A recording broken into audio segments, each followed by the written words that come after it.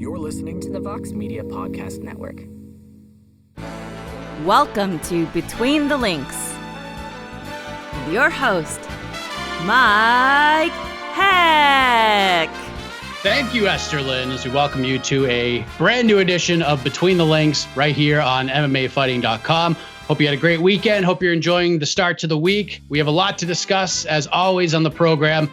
A lot happening this week, so let's get right into this thing and introduce the combatants. First, the challenger. He makes his BTL debut. He's been on the A side a few times, been on a few shows here on the network, Coffee Talk, amongst other things. Let us welcome MMA journalist Ant Walker to the program. Ant, welcome. How are you, sir? I'm feeling good, man. I appreciate being able to come on here and give Jed this work. So I'm ready to rock, man. Let's go. And I am excited as well as we introduce the reigning defending BTL champion of the universe. He took the title last week with it was a hard fought victory for a while until the final question, where he just kind of was able to not just steal it, he was able to just like tickle AK and just remove the title from him. He didn't even have to throw any hands or anything. From MMAfighting.com, Mr. Jed Meshew, welcome back. How goes it, sir? First, I don't know that I've ever tickled AK, so I'd like to set the record straight on that one, just right out of the gate. Verbally. I feel like that was a verbal beatdown, much like what's about to happen here. They say you're not a champion until you defend your title. I'm glad to have a legitimate challenger here. I greatly respect Ant, but he will fall, all will fall. I am the man, and I intend to remain the man.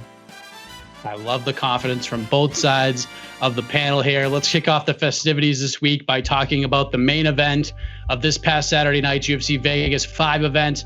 Derek Brunson finishes Edmen Shahbazyan in the third round in a fight that could have possibly been stopped at the end of the second round, but the middleweight division's wonder kid, so to speak, had a good first round, even won it on a judge's card, but then Brunson completely took over in the second, and he handed Shahbazyan his first loss. And you won the blind draw this week.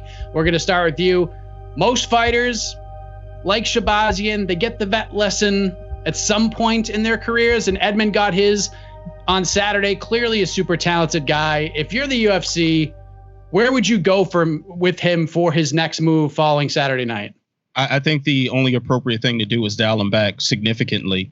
Derek Brunson is a steep challenge for anybody. And you look at the past victories that Shahbazyan has, and he didn't have anyone the caliber of Brunson. I was among the people that picked Shahbazyan to win that fight, and I think for good reason. But we saw a very different Brunson than we typically see in some of these high pressure situations. He didn't rush. He didn't lead with his chin. He was very methodical. But I think for Shahbazyan, the best thing to do is take it a step back from somebody who is less experienced, or at least hasn't proven to be elite against the elite. I say give him, if Uriah Hall doesn't come out victorious against Yoel Romero, give him Uriah Hall, or I say take the loser of this weekend's Chris Weidman versus Amari, however you pronounce his name. So give him the loser of one of those two fights. And I think that's an appropriate step back. But I think the first thing Shahbazyan should be doing, he should be looking elsewhere for his coaching and his training. He doesn't have the same level of accomplishments that Ronda Rousey had at Glendale Fight Club, which understandably will make it more difficult for her to break ties when it was clear that her coaching kind of ran its course. He has the ability at 22 years old to get out to a better camp. If you want to retain Edmen Shahbazyan as your striking coach, do so, but get a better coaching situation and get out of there and expand while the UFC dials it a step back and we can truly see what potential he has. Jed, what do you think? What should be next for Shahbazyan? And do you agree with Ant on the camp situation as well? Well, if you want to keep Edmen Shahbazyan as your striking coach, don't do that anyway. Even if you want to do, that's just a bad choice, and you should not make that choice because it's going to severely hinder your career. I started this off by saying that I have a lot of respect for Ant, and I do because he made a lot of really good points. I could see a Uriah Hall if he loses to Yoel Romero being an okay setup fight. I wouldn't be against the loser of Akhmedov Weidman either, except for the fact that I think Weidman's going to lose again, and so really, I'd be against seeing Weidman fight anymore. Love for him to stop doing this. But, he did that thing that I thought he was going to do. He's reasonable, smart, good arguments, and completely wrong. because we don't need to dial Edmen Shahbazyan back. I mean, we can. That's fine. He's 22, plenty to grow on there. But that fight with Brunson was pretty fun. You know, he looked like maybe he had something building on the first, and he just kind of gassed out. You could put a lot of that to camp, probably, to being young, to maybe the moment got too much for him. But as far as skills, I don't think he was kind of outmatched there. He hit a wall, and he's going to come back and get better than that. I do think you don't want to, let him fail upwards like, I don't know, other people do, or the man I'm about to tell you. But I think the fight that makes the most sense is Darren Till. And people are going to say, why would Darren Till is even higher ranked than Brunson? But why is he higher ranked than Brunson? Who did Darren Till ever beat? Honestly, like, he has wins over Kelvin Gastelum and Stephen Thompson, both of which are highly controversial, competitive fights, but those are his marquee wins. The other win is Donald Cerrone. That's his other big win. Darren Till has failed upward spectacularly throughout his career because he has a wonderful personality and he has a lot of hallmarks of a good fighter. But I think him versus Shahbazyan is actually really competitive, and it would be a pretty good level set for both of these young prospects, and it'd just be fun. Like, the UFC is interested in both guys. Let's throw them at each other. It won't knock out a contender, but it will let somebody kind of build, and I think it's a pretty good competitive fight if you're just looking at the merits of their opposition. Interesting. Like, it doesn't matter what I think on this show. It's about the argument and everything. It always matters, Mike. Yeah. Thank you for that. You're buttering me up. I understand what you're trying to do here. But if we're being fair, I actually lean more towards Ant's side. I suggested Eric Anders as a guy. He's probably like a top 20 guy, a guy that can give Edmen some challenges, but a guy that also needs a win and will be very motivated to take a fight like Edmen Shahbazyan and try to push that hype train a little bit more. But Darren Till is interesting as well. Darren Till against anybody is really interesting. But let's talk about Brunson here, Jed, because Brunson's been doing this for a while. He looked great on Saturday night. He called for fights with Hermansson, the aforementioned Darren Till, and then he called for the shot at the BMF title, which I thought was the biggest swing and a miss ever. But, the others I'm fine with. Listen, Brunson's shooting for the stars. I'm not going to blame him for that, but just never, ever going to happen. But what should be next for Brunson? Would you give him a Till or a Hermansson, or are you looking in a different direction, Jed? Well, I don't know if it's the biggest swing and a miss ever, because, 30 minutes earlier, there was a call out of Nate Diaz that has less chance than the BMF title shot happening. I love Vicente Luque, but he's not fighting Nate Diaz, so that was even more ridiculous than the BMF call out. Masvidal maybe wants to go to middleweight just for funsies. I think Brunson he's been at this a long time, and it's pretty obvious. Jack Hermansson's free. That's clearly the matchup you make. The winner of that is next in line for the winner of Costa Adesanya. I guess that also depends on Whitaker Cannonier. But, the UFC likes to have multiple contenders in line. I just don't see how you get away from Hermansson at this point. They're both on, pretty good runs here. This is, I think, the best run of Brunson's career if you're just looking at name value and kind of where he's at positionally. So, look, if he gets one more win, he should fight for a title just because it feels like he deserves that opportunity before his career's over. So, give him Hermansson. I think that's where we go. Agree or disagree, Ant? Halfway. I think the Hermansson fight sounds good, but I also wouldn't mind seeing a rematch with Romero if Romero gets past Uriah Hall. That sounds like a reasonable thing. And also, this is to keep Romero out of a title fight. So the more we can delay that, that's fantastic. And that probably will go different if they were to fight again. So stop trying to keep the real champion down. Yo, Romero, 2021, baby. I can't rock with that. Like, I love to watch a Romero fight, but can we keep him away from anything resembling a title fight right now? Just dial it back. Brunson, Romero 2 sounds like a good place to go for me. I don't hate that idea either. And listen, no Romero fighting for titles. He's had enough title shots. What about a light heavyweight title? Come on. You can't tell me you don't want to see it. I knew you were going to say that. I knew it. Okay, I'm with you on that. I don't mind that.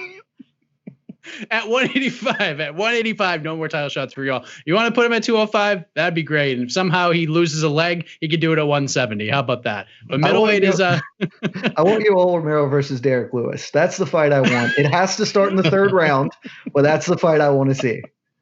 Wow. That would be something amazing. Just the promos leading up to that and the media scrums. Man, how great would that be? But be amazing.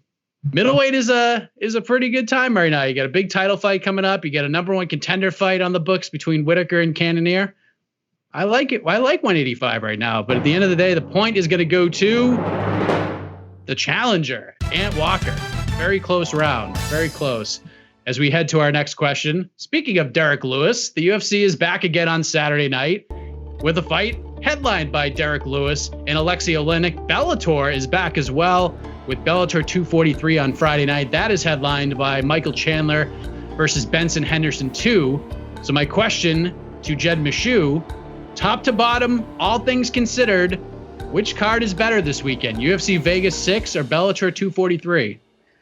What if instead of choosing, we just picked like a couple of fights on each and made one actually good fight card instead of this like halfway for both? Because if you're going to put a gun to my head, I guess maybe I'd prefer Bellator just because they've got like 3 fights that I kind of find interesting, but it's still Bellator. Like they're good. They're interesting. How much do we really care about pretty washed Benson Henderson versus possibly washed Michael Chandler? I don't know, man. I know that I'm a weirdo, and so the Matt Mitchell and Timothy Johnson fight is going to be hysterically funny, and I'm kind of interested in watching that barnyard explosion. But other than that, I mean, the Bellator card's not great. The problem is the UFC card is very low on name value. Chris Weidman in the co-main event, quite possibly going to get brutally beaten again, which is just heartbreaking to watch, and that doesn't make anybody feel good. I will say the UFC does have the Benny Dariush Scott Holtzman fight. That's a low-key banger. I really like Benny Dariush as a fighter, so I'm pretty interested in that. But beyond it, it's just the main event. And again, similar to the heavyweight fight at Bellator, is Lewis Oleinik a good fight? I mean, technically, they're highly ranked fighters. Is it a hilarious fight? Absolutely. It's my favorite fight of the weekend by far. So I guess ultimately I'll pick the UFC, but it's pretty close and neither's great. And what do you think is if you could watch one just based on the cards themselves, are you watching Bellator or are you watching the UFC on Saturday? I'll probably go with Bellator because they do have better name value on that card, but it's still not saying much about either offering. But I think it's more damning toward Bellator because you had to get some. You got like Mitrione versus Timothy Johnson is not high quality by any stretch of the imagination. It is. Just depends on what you mean by quality. Yeah. Well, quality as far as like relevant what kind rankings. Of quality? Like quality as good far as quality? it pairs quality? Very good with my beer. Yes, it pairs excellently with my beer. So I'll enjoy that. But I can't quite get behind. I don't know. This Bellator tried this time. They tried, and it still is comparable to the UFC not trying. And this is sort of a problem with the roster disparity for these organizations. And I think this is what it highlights more than anything else. But gun to my head, and I can only watch one. I'm probably gonna watch Bellator. To have. Chandler and Henderson, which could still be good despite both of them being well past their primes. Mitchell and Timothy Johnson is the poor man's Lewis Oleinik. I'll take that. Curtis Melinder's always fun. Miles Jury is a fun guy to watch. So I'm okay. AJ Agazarm, I like watching him fight. And I really like watching Valerie Laredo fight. So there we go. Can we put that on Bellator's tombstone whenever they die? They tried. They tried. It's like A for effort. They gave it a shot. So last week on the show, Jed sold Wolf tickets so hard on Ed Herman versus Gerald Mearshart, that like low key. Hold on. That low key, like just crazy wild fight of the weekend. And by like Thursday or Friday, Jed, I was with you. Yeah, because it was going to be Ed Herman versus awesome. Gerald Mearshart. Then it was off on Saturday. So, and we mentioned a couple fights. We mentioned like Lewis Oleinik is kind of funny if you really think about it, and Mitrione versus Johnson is the kind of the poor man's version of that, as you stated. What is sort of the Ed Herman versus Gerald Mearshart madness fight that you have circled for this weekend outside of those two that have already been mentioned? Ooh, I mean, Tim Means fighting is always something weird going to happen. Tim Means always has some sort of trickery going on there. So that'll be the first thing I pick. Yana Kunitskaya also finds herself in some strange fights as of late. So one of those two fights, I'm sure something bizarre is going to happen. We'll see gifs and we'll have a lot of hot takes on Twitter. So I'm there for it. Jed, I cannot wait to see how deep you dig to find something like Mearshart Herman here. What do you got? One, I am offended that you said I sold Wolf tickets. I did not. I sold true and valuable tickets to what would have been an awesome, absurd middleweight fight at 205. But the MMA gods just killed that entire fight card this past weekend. That's not my fault. If you wanted to say that I was wrong in talking about the Venata Bobby Green fight, hand up. I thought that fight might be boring because Bobby Green has a tendency to do that. Super wrong. But I was totally right. That fight would have been awesome. I hope they book Ed Herman real soon. As far as a deep cut on this fight, there aren't a lot of like great deep cuts. I agree with Ant. Tim Means usually gets into some weirdness. It's tough for me to think, except for saying the one that's going to hurt me. The co-main event, it is going to be an awful fight because Chris Weidman is going to be winning before he loses in such a comically bad way. And it's just his MO now. Like that's just what he's done for the last X amount of years of his career is he gets your hopes up. He looks good. You think, yeah, that's why this guy is a middleweight champion. And then he just finds a way to snatch defeat from the jaws of victory. And he's going to do it against Amar Akhmedov because it's just what he does.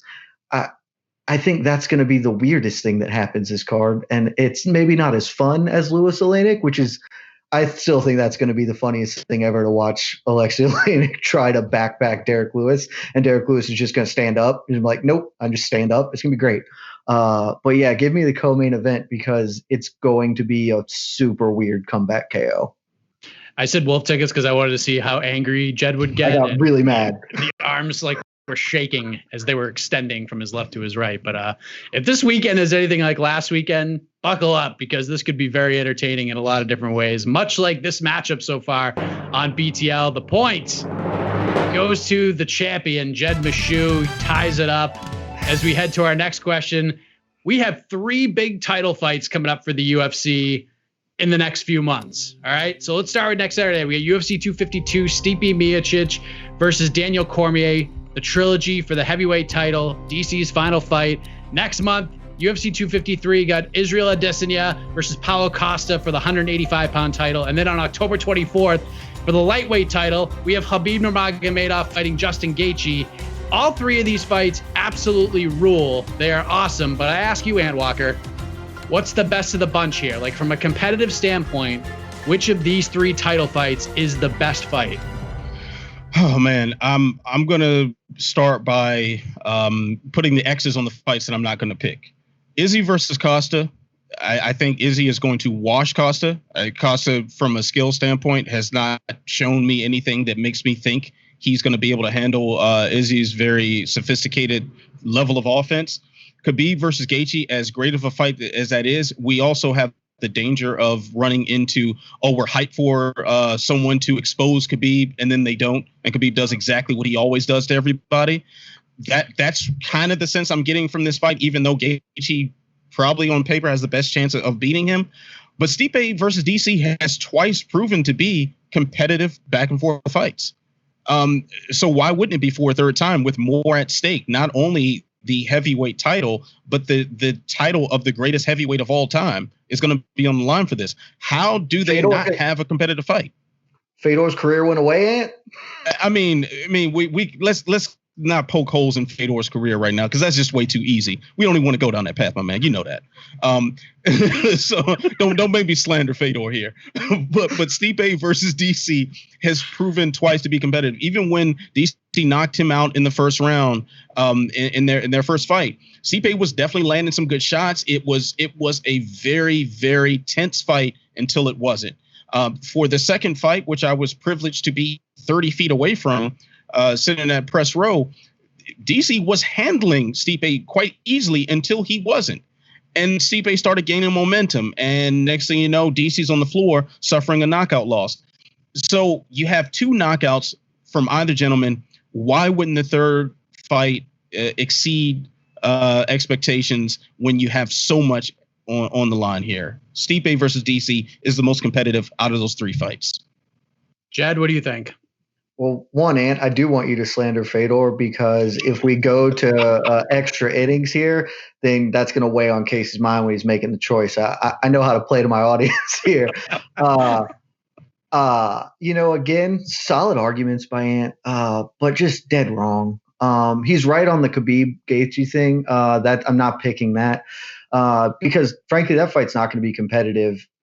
Either way it goes, that's an either or fight. Either Khabib can get the takedowns, and then we've seen that story 28 times before, or he can't, and then he's just going to get knocked out. The fight's not going to be a back and forth banger. It's one-way traffic either way, and I'm fairly confident that one-way traffic is Khabib.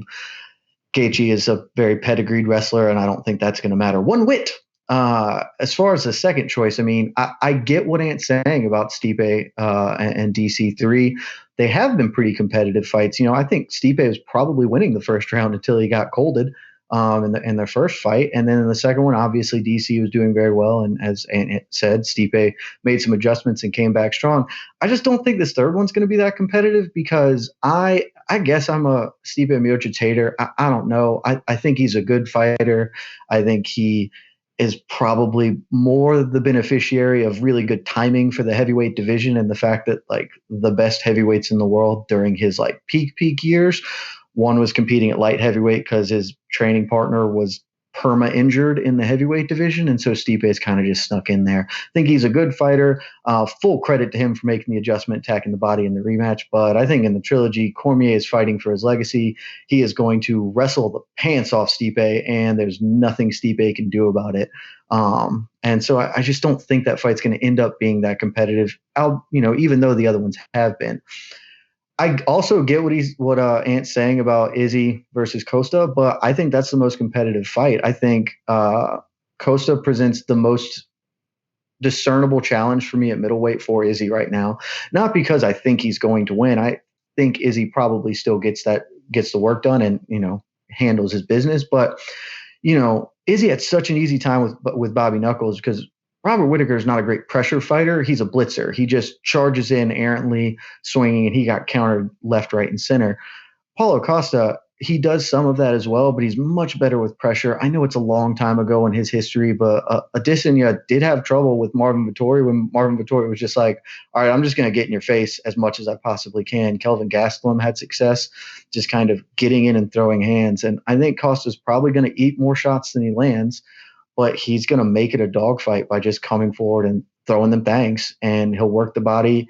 If he doesn't get too stuck on head hunting because of all the trash he's talked beforehand, I think he's going to have a better chance. I think that fight's just going to be a banger. Like, it's going to be back and forth. You're going to see the championship quality that Izzy has, and so that's the fight I'm most looking forward to from an actual competitive standpoint. I think it's the closest one.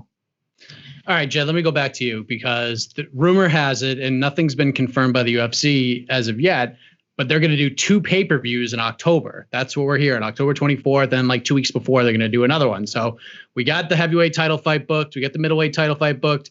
We got Khabib versus Gaethje on the 24th. Now we have to book a main event for this first pay-per-view card in October. And we have some champions that are out there. And we also have to sort of balance the fact that we want these folks to buy 2 pay-per-views, spend $65 not once, but twice. Most of these people are going to buy Khabib versus Gaethje. That's such a massive fight. What would you have headline with what's remaining and available that first pay-per-view in October? If you're trying to look for a headliner, you're looking for a championship fight, and there are only a couple of those available. Like, I think it'd be ridiculous, but I'm in on Volkanovski Cejudo, but I think that's too quick a timeline probably for Volkanovski. He said he wants to be something closer to end of the year. I think the answer is a topic we're going to discuss later. I think you do Deiveson Figueiredo defending his belt, and I think you do Cody Garbrandt.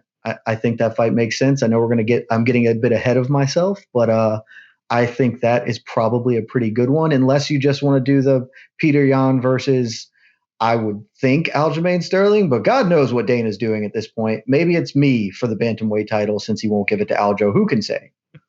What would you do, Ant? I mean, we got some options, and listen, if you can persuade Masvidal or Connor, I don't think Connor's gonna be the guy, but maybe a Masvidal could be up for it if you pay him right. What would you headline this first card with? I'd probably go with the Jan Aljo fight. Maybe you double stack that with Shevchenko versus Jennifer Maia, something like that. That would probably be my top choices in that.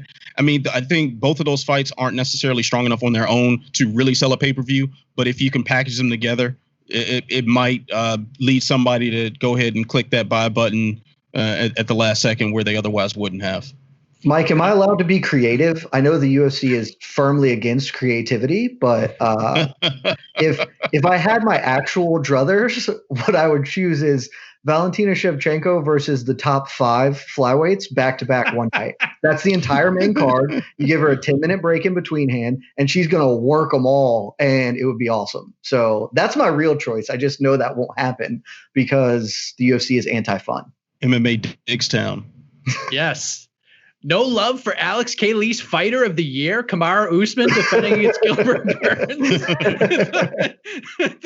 that might have got a shot here, but it is what it is. Ant Walker gets the point. He is up 2-1.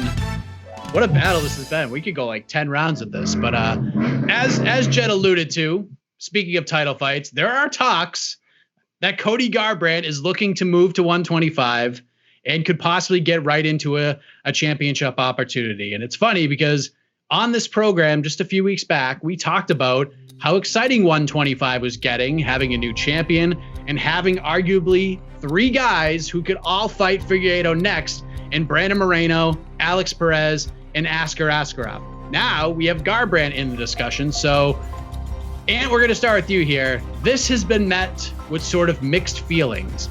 Like sometimes when a fighter goes down, we're like, all right, this is pretty cool. I kind of want to see what happens. With Garbrandt, it's been kind of like 50-50. So how do you feel about Cody being likely the front runner here when he's gotten some momentum back at 35? I don't like it. I really don't like it for multiple reasons. One of those reasons is not that Cody Garbrandt can't make 125.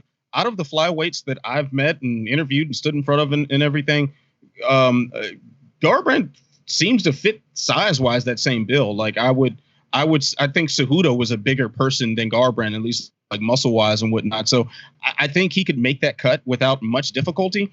But I still don't want to see it. I mean, we just got finished watching Cody get dusted early in 3 fights. He gets one good win. I mean, one sensational win, a KO of the year candidate for sure.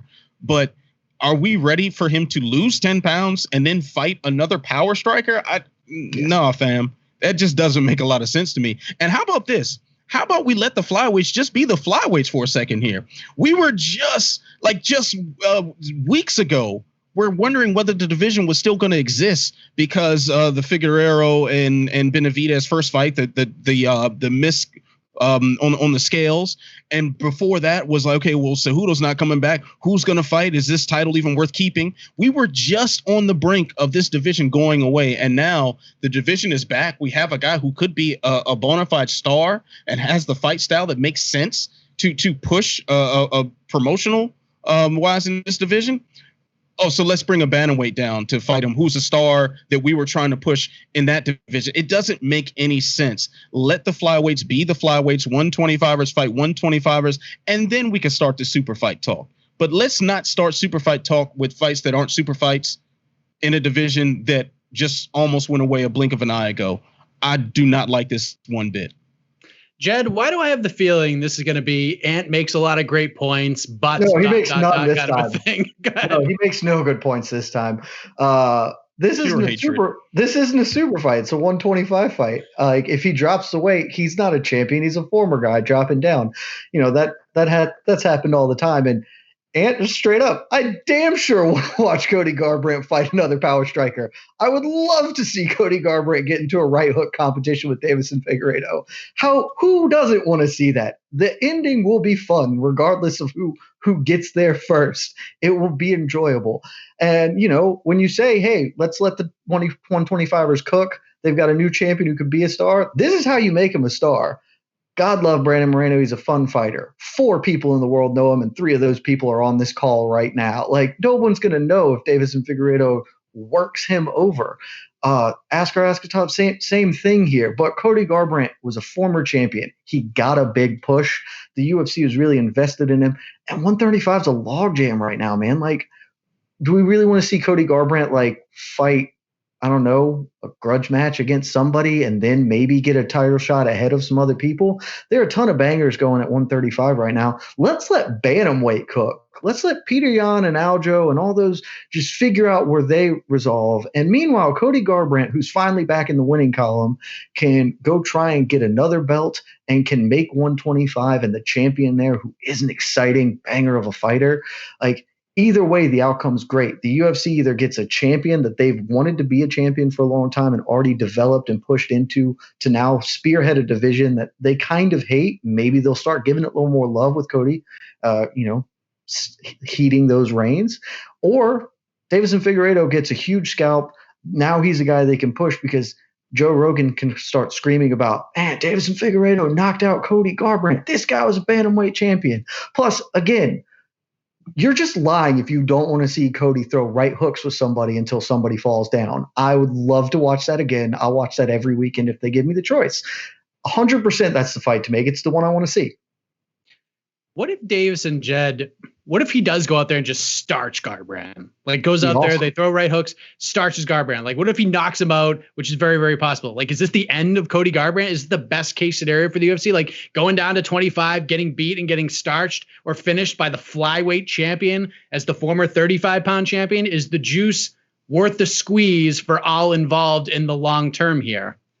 Yeah, I mean, if he was currently the bantamweight champion, there's a risk there, but he's not. He's the 5th-ranked bantamweight contender. Like, yeah, he probably can stick around bantamweight and get another title shot. Like, he's got a lot of talent. But again, that division's a shark tank right now. So why add one more to the mix here? Let them suss it out. He can come back up later. If he does get knocked out, it's not the end of Cody Garbrandt's career.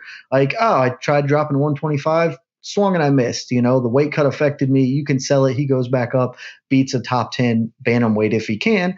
And then if he wins, he's got the belt. Like, I see it as pure upside. Even Cody getting knocked out is just not that bad an outcome for the UFC because they're risking so little. Like, he's not getting a title shot tomorrow at bantamweight. How about this? How about we let Garbrandt drop to 125, but he doesn't jump right into a title shot. Let him take a flyweight fight and just test the waters. Make sure he can make the weight. Make sure that he's comfortable there. Make sure that his chin could possibly hold up being dehydrated. And then his chin can't hold up being hydrated. Of course it can't hold up being dehydrated. We're not here to be reasonable, because if you give him another fight, he might lose to like Askar Askarov, and then no one's going to care. Well, if he loses to Askar Askarov, now you have a good challenger for Figueiredo. Now you got a guy you can sell. So the same thing works. If he loses to Figueiredo and Garbrandt now builds a star off of a loss, he can do that with a contender. Now you have a title fight that people want to see a flyweight. Thank you for making my point, Jed. That's diminishing returns, though. If he loses to Askarov gets some level of kick because of Garbrandt. But then if Askarov goes and loses to Figueiredo, well, Figueiredo's not really getting an extra juice from that. You got to go direct. Transitive property doesn't work for star building. It's got to be one after the other. So Joe Rogan's not going to scream that Askar Askarov knocked out Cody Garbrandt? Joe Rogan's going to scream anything. Joe Rogan would have screamed about Ed Herman, Gerald Mearshart. The man only knows one way to talk. Hey, you were screaming about Gerald Mearshart and Ed Herman. Because it's a fight that deserves to be screamed about. It's a good fight. Yeah, let me get back to you. I maybe it's just me because I'm a storyline guy, but I think there's more juice in the Cody Garbrandt resurgence, Cody Garbrandt 2.0 story at 35. Like, he's got some momentum here. If he were to fight like Marlon Moraes in October and beat Marlon Moraes, he's getting another title shot. Like, they want to fast track him back there. It doesn't matter if he got starched 3 times in a row, 4 times in a row, 5 times in a row. If he goes out there and wins 2 in a row, he's probably getting a title shot and skipping over people that deserve it more than him. That's a remarkable story to me. Is that better than dropping to 25 and being like a 2-division champion? Or, I mean, what do you do here? I mean, obviously, like, he wants to. It feels kind of cheap to me. Let me just throw that out there. it feels kind of cheap to me. Him going down, getting an immediate title shot. I think his career gets a much better jump if he wins another fight, wins the title at 35. This would be like, holy shit, this guy just got knocked out 3 times in a row, and now he's the champion again. This is amazing. Yeah, I'm with you on that, man. And I think, too, you have such an injection of star power in the bantamweight division. Garbrandt fits so perfectly in that mix. Frankie Edgar is about to make his bantamweight debut. You mean you wouldn't want to see Frankie Edgar versus Cody Garbrandt? I don't want to see Frankie Edgar get killed. Cap. I just don't want to see Frankie Edgar get killed. I have no idea. Do I look like a man who knows what that means? I know what it means if you put Frankie Edgar in a cage with Cody Garbrandt, and it doesn't mean good things for mine or your or anybody's feelings. It's just going to be sad. We don't need to watch that. Well, unfortunately, they're like friends and teammates now, so I don't know if that fight even happens at this point anyways. So he's with Mark Henry now. So, I mean, but still, that's another thing I want to add too. Mark Henry's coaching on Cody Garbrandt. I want to see this play out the way it should. I don't want to throw him in spots where he doesn't belong just yet. I want to see this version of Cody Garbrandt really expand at bantamweight, and then we can go from there. He's a small guy. He'll probably be able to make 125 for most of his career, whatever's left of it. See, that seems insane to me. Like, you should want to go now when you're young, because it's going to be a lot harder, and it'll be a lot worse if he tries to do it after he gets knocked out like 4 more times to then cut to 125. Yeah, but that's the MMA. That's the MMA. You know, that's just regular. You know, MMA. You washed up. Let's go drop a weight class. That's what they do. It's all right. Yeah, and that's the thing. We don't. He could just do it right now, and then guess what, guys?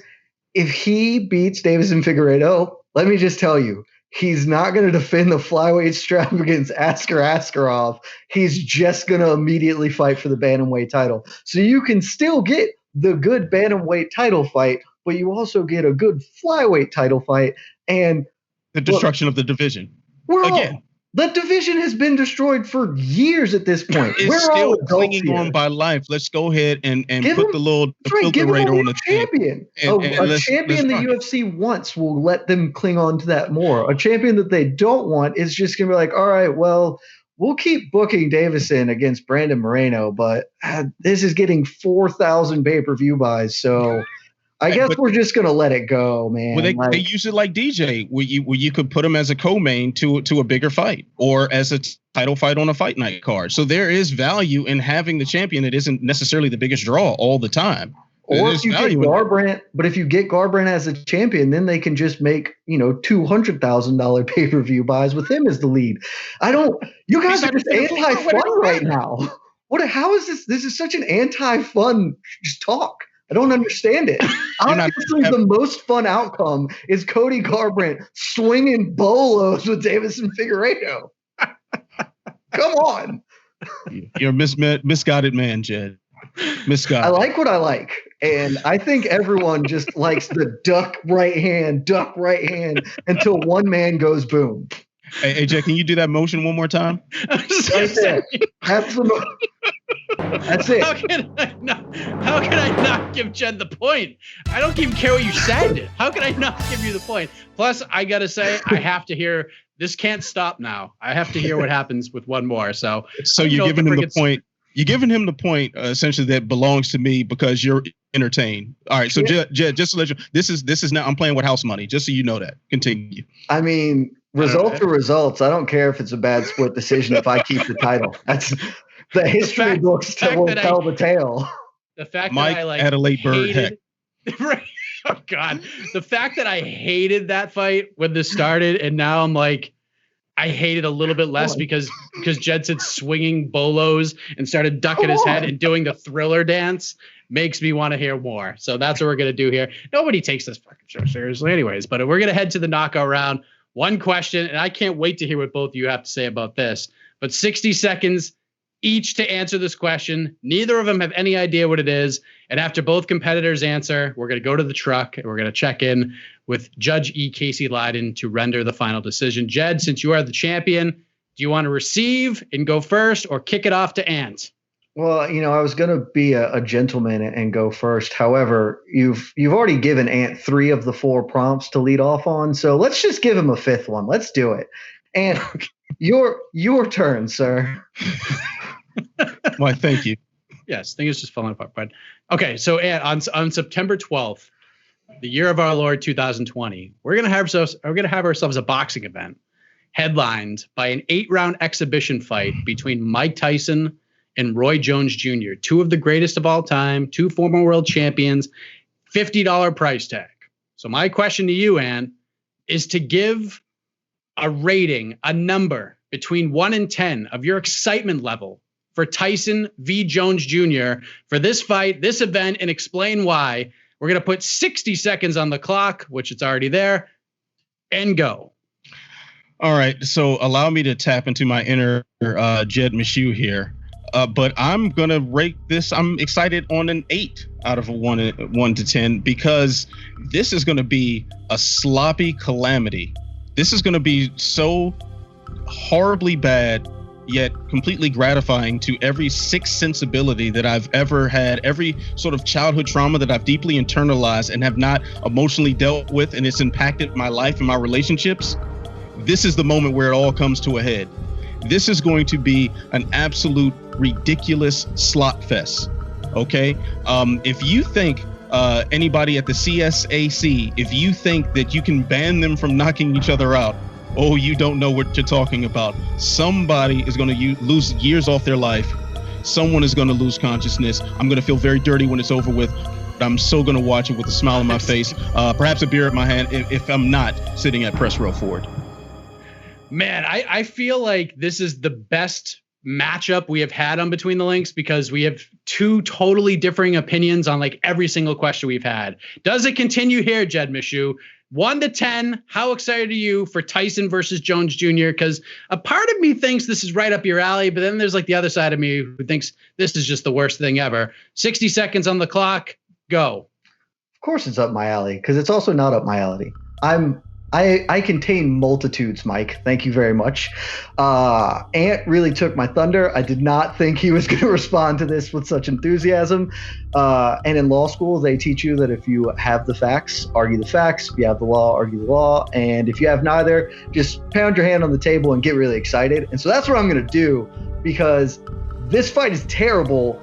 And I am friggin' here for it. Ann is absolutely correct. You can't stop these men from knocking each other out. Technically, they banned biting in boxing, and we saw that doesn't really affect people either. So this is going to be a barnyard explosion of excitement and delight. It is going to cost $50 that I will happily give them. I will enjoy it with not just one beer, but probably many. And I'm going to make a terrible fool of myself. It's probably my favorite fight since Kimbo Dada 3000. That's really all I have to say. It is the Kimbo Dada of boxing, and that's the best MMA fight of all time. So how is this not miraculous? Oh, God. I end the show with tears in my eyes after those two answers because they were both brilliant. Casey, last week was easy for you. All right, this is going to be tough for you. This probably sucks to be you. So we go to the judge. We go to the truck. Casey Leiden, decision to be made. Who is the champ? Casey, remember, Ant hates Fedor. Casey, remember, I live like 15 minutes from you. And hates Fedor.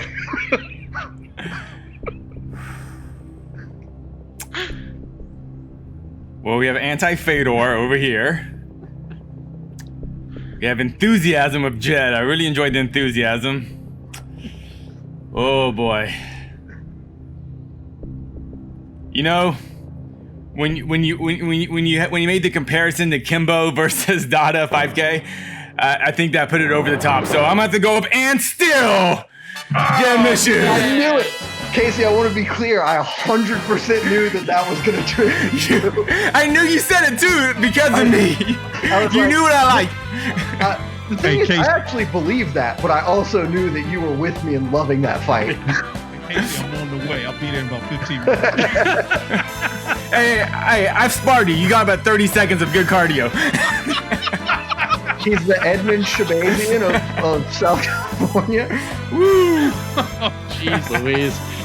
Wow, despite having like very few positive things to say today, Jed Meshew is still the champion. And with that, no money, no titles. You get 30 seconds to talk about whatever it is you want to talk about, good, bad, and different in the sport of MMA.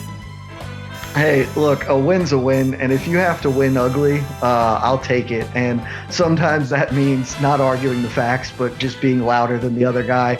I had an advantage. Ant has a sleeping child in his house, and I was boisterous where he cannot be.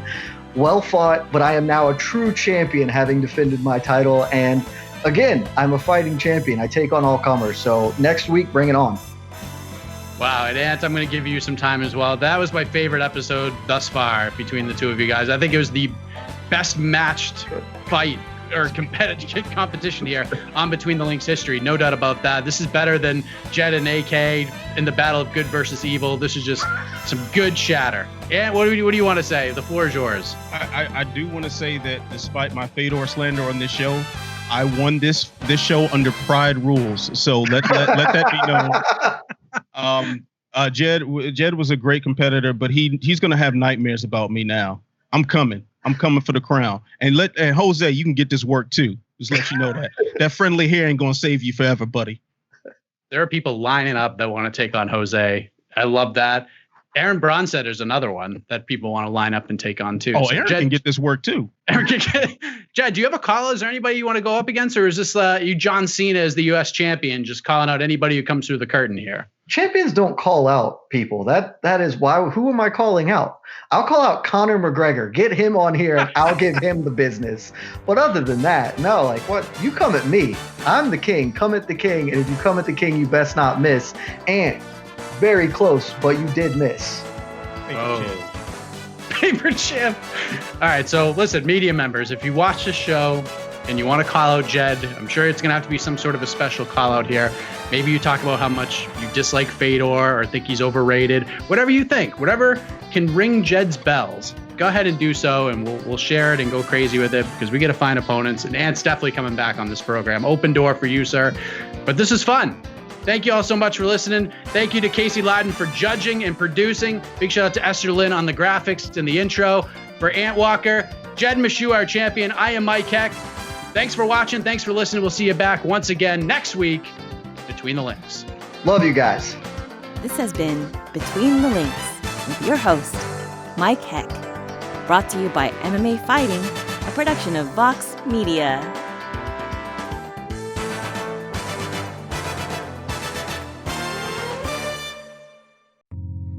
You're listening to the Vox Media Podcast Network.